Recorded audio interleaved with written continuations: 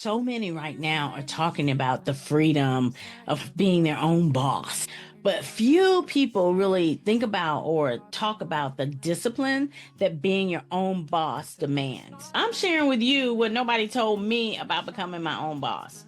The differences between self-employed, employed, and being an entrepreneur. And I'm going to share with you some lessons that came from building something that aligns with my peace. If you've ever thought about leaving your job or starting something part time or wondering if you're ready yet, this is for you to lean into and take notes. We're going to talk about consistency and freedom. We're going to talk about stability and systems, why you need them more than you need speed. We're going to talk about how training, tools, and coaching can take all this chaos and all these things floating around in the air and help you pull that into clarity. And why you don't necessarily need to leap, make this big leap. Because sometimes real freedom isn't fast, it's layered.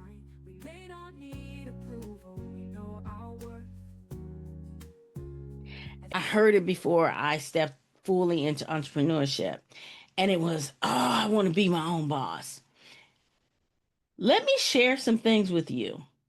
Many want to be their own boss until they realize it's an ultimate test of courage, consistency, and self-belief. Repeat. But it sounds good on paper, right? Freedom, flexibility, doing what I love. Sounds so good. Sounds so good. So I have been self-employed, made the leap. Some of you were on that journey with me. And honestly, I wouldn't trade it. I love waking up knowing that I get to choose what to do, what I love, the clients I serve. I love that I get the pace that fits my rhythm. I love that I get to build my day around deep work instead of endless meetings. I love that when inspiration hits, I can follow it and I don't have to ask permission. I don't have to feel like I'm putting myself in the box. And I think most of all, I love that my success is tied to alignment, not approval. Like success for me is I am in alignment with what I know that I'm called to do. The flexibility, oh yeah, it's a gift.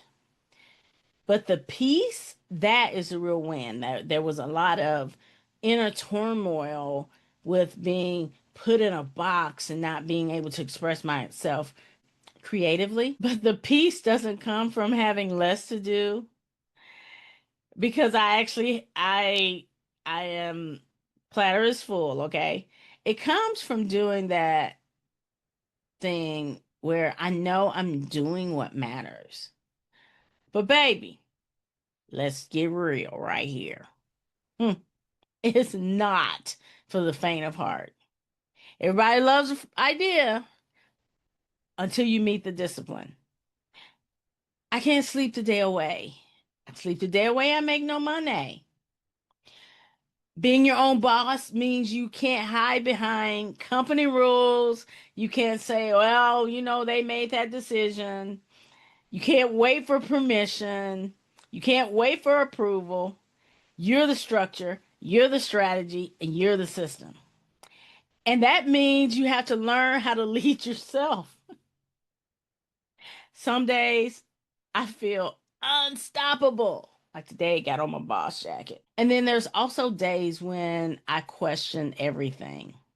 And a little side note here, that's why you want to make sure you stay plugged into a good coach because coaching, my coach really helped me through this journey for those days when I question what? But let's talk about something a lot of people skip over. There's a little bit of a distinction though. Let's talk about self-employed and entrepreneur. Not employee, but the two difference between the two. When you're self-employed, you basically build a job for yourself. And you start out, you transition from being an employee to being self-employed. Like you built this job for you. Now we're moving into being an entrepreneur and you want to build a system that works even when you step away. And that's a little subtle but powerful shift. One gives you freedom. Okay, I'm self employed, I have freedom in my day. The other gives you scalability. That's the entrepreneur. And both of them will test every ounce of your emotional endurance. They will. I promise they will. If you're thinking about taking the leap, here's my advice, just advice. Okay. Consult your favorite coach, schedule a session with me, pray on it. Here's my advice from the other side of it. Number one, don't quit your income producing job until your business is ready. 2 years before I was able to make the transition, I had to think about my position not as this prison, but it's an investor. It was a stream of income. And that subtle shift, because you got to show up. Your mind is a powerful thing, but it infiltrates everything. What do I mean by that? I mean, when I was going to work, I was angry, and why am I doing this? And I feel like I'm being smushed in a box and I'm not being heard, and all of that. It was showing up in my business because of those same emotions. But the shift happened when I started saying, for me, this is a stream of income. The goal is to depend less on the stream of income, to leverage it like an investor. Number two, give yourself the gift of stability while you build your dream. It's about protecting your peace. It's not about playing it safe. Listen, there is no medal of honor for saying, I quit my job and now you're having a struggle and it sucks. There's no medal in that. So one, don't quit until you're ready, meaning I'll talk more about mindset in a little bit, but until you're ready, like your business is ready, your investor, you've invested. Number two, give yourself the stability while you build your dream. And I know people who have amazing affiliate income opportunities that they're running and they work full time. And here's the big one, have enough reserves to cover your responsibility for at least a year. More if you can, right? This will give you that cushion that you need to be inspired, and you won't come off as desperate when you're making offers. Because it shows up when you make offers and you're desperate. If you need the sale, it runs from you. If you need the money, it tends to run from you. But make sure you have enough reserves to cover your responsibilities for at least a year. I say more.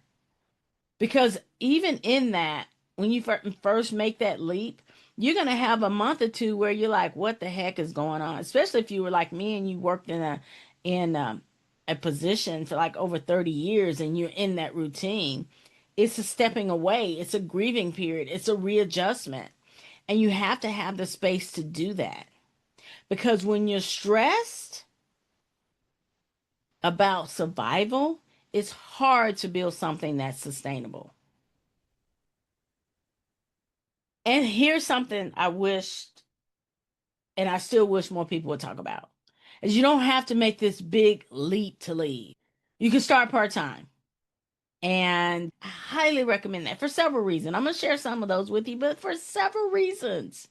One way to do that is to start as an affiliate, offer products that someone else has created, practice skills that you're learning. The company pays you when you refer someone that purchases, and you can test your ideas while you're earning your steady income still. You can learn. You can let your current job be kind of a sponsor per se for your future business. Like they're in that your current job is sponsoring you. It's investor. It's an investor for you. And you can use the season to learn how business works. You can learn marketing, you can learn systems, you learn time management, because a lot of times you're working in pockets of your day. And you learn about your mindset. You learn where there's gaps. You learn where there's limiting beliefs. You learn that mindset that it takes to be consistent. Can I go from my day job, spend 2 hours or whatever it is you have available, work the business? You're full time in the business at that point is 2 hours.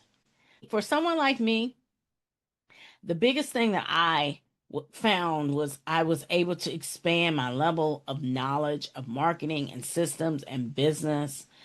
And one side benefit of not like just leaping is I became better on my job because I had this whole different perspective. I could understand things differently. That's a little side note for you. Your passion without preparation, money. If you jump out there and you just got passion before preparation, it's going to be expensive because you do need training, you do need tools, you do need coaching. Those aren't luxury things. Like, they're leverage. And one of the things I look for when I work with clients is, do they value coaching? Do they value tools? Do they understand how tools and training can help them? And when you jump out there without that mindset regimen, you're thinking, well, everybody wants money. Well, yes, all the things take some level of investment.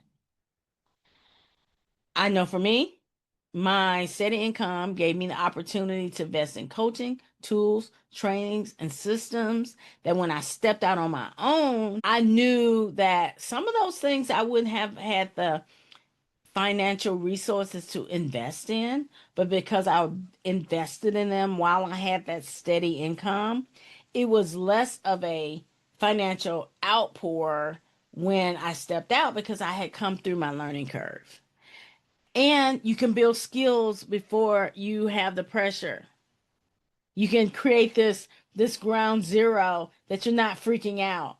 You can create a peace instead of a panic because you already have gone through some of the learning curve while you've had that solid investor. Flipping the script, and still there are lessons you can only learn once you're in it.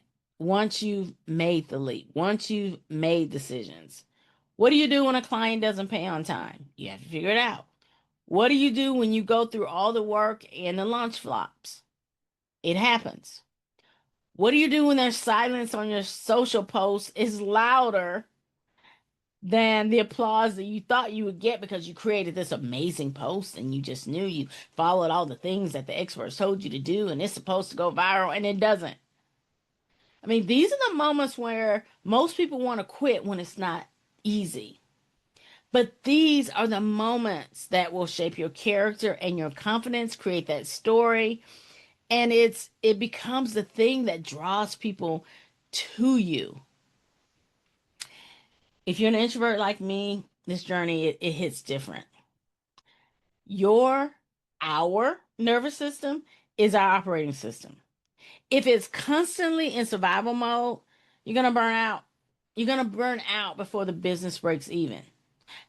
You need a coach. You need a community because that will help bring you back. I'm not about hustle. I maybe I should be, but I'm not about hustle. Now, I am about consistent actions that drive momentum that take me to the goal, but I'm not about hustle. I'm about harmony. Your energy is your most valuable currency. When I was able to walk in my harmony, walk in my alignment, not try to be that person that I wasn't, that's when things started to go on this steady uptick. So when it comes to your energy, take care of it, protect it, spend it wisely. Now, here's some quiet perks, things that nobody told me when I started. Peace of mind hits different when you're on your own schedule. That's one. Two, Your creativity expands when you're not performing for somebody else's approval. There's things that I stepped out and was able to do from a creativity standpoint that there was nobody to tell me I couldn't. So I automatically believed that I could. You learn who you are when no one is clapping yet. You learn how to clap for yourself. And you learn what you're made of. You learn who you are. And resilience, oh yeah, that becomes that quiet superpower. Speaking to my introvert entrepreneurs and my ones that are doing that dance, right? That dance of being your current position is also one where it's an investor into your future. It's one of your streams of income. The path doesn't have to be louder. It doesn't have to be anything that others say it is because it's your journey. But we do want it to be aligned. Some things you want to do as you stepped out into that entrepreneur journey. Look at your offers. Are they simple? Where can you reduce risk? Build systems that honor how you're wired. And it's going to take, I've had to do it. I've been in some communities where it wasn't the right place for me. I've been in some environments and groups weren't the right place for me. Surround yourself with people who get it, who get you. You don't need a crowd, you need a crew.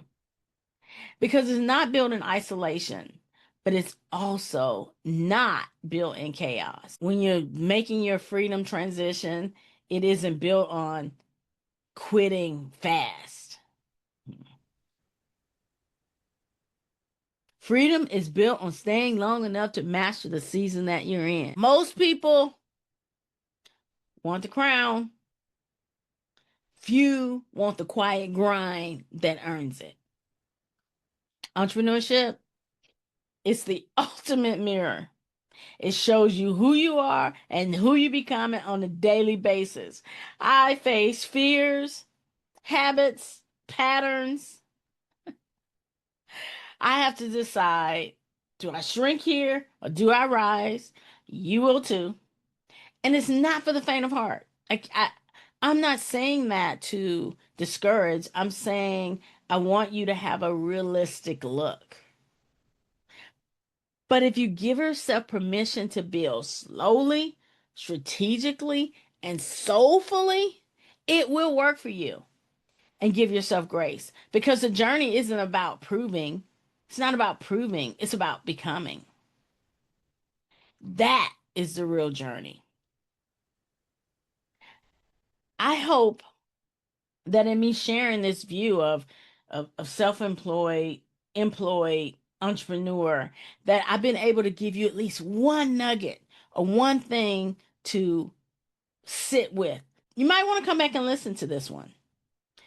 And if you are in that place of wanting to work it out, I share more topics like this and also provide tools and coaching to help you walk through your journey, whatever your journey is, in my private community, the Introvert Achievers Network.